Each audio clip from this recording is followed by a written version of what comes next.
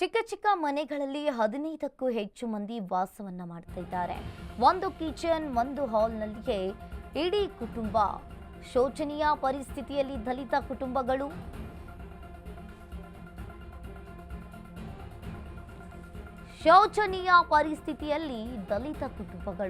ದೊಡ್ಡಬಳ್ಳಾಪುರ ತಾಲೂಕಿನ ಬೈರಸಂದ್ರ ಪಾಳ್ಯ ಸೂರು ಮತ್ತು ಶೌಚಾಲಯಗಳಿಗಾಗಿ ಜನರು ಪರದಾಟವನ್ನ ಮಾಡ್ತಾ ಇದ್ದಾರೆ.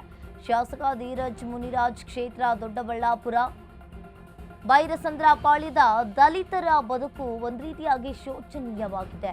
ಮನೆಗಳಿಗೆ ಅರ್ಜಿಯನ್ನು ಸಲ್ಲಿಸಿದ್ರೂ ಕೂಡ ಇನ್ನೂ ಮಂಜೂರಾಗಿಲ್ಲ. ಮೂಲಭೂತ ಸೌಕರ್ಯ ಕಲ್ಪಿಸದ ಗ್ರಾಮ ಪಂಚಾಯಿತಿ ಚಿಕ್ಕ ಚಿಕ್ಕ ಮನೆಗಳಲ್ಲಿ ವಾಸ ಮಾಡ್ತಾ ಇದ್ದಾರೆ. ಶೋಚನೀಯ ಪರಿಸ್ಥಿತಿಯಲ್ಲಿ ದೊಡ್ಡಬಳ್ಳಾಪುರ ತಾಲೂಕಿನ ಬೈರಸಂದ್ರ ಪಾಳ್ಯ ಗ್ರಾಮಸ್ಥರು ಸೂರು ಮತ್ತು ಶೌಚಾಲಯಗಳಿಗೆ ಜನರು ಪರದಾಟವನ್ನ ಅನುಭವಿಸುವಂತಾಗಿದೆ. ನಾವು ಸಂಘಟನೆ ಲೀಡರ್ಗಳೆಲ್ಲ ಒಂದಾಗ್ತೀವಿ, ಅವ್ರಿಗೆ ಇಲ್ಲೇ ಪಂಚಾಯತಿ ಮುಂದೆನೆ ನಾವು ಧರಣಿ ಕೂತ್ಕೊಂತೀವಿ ಅಂತ ಹೇಳ್ತಾ ಈ ಮಾತನಾಡ್ಲಿಕ್ಕೆ ಅಂತಾರೆ.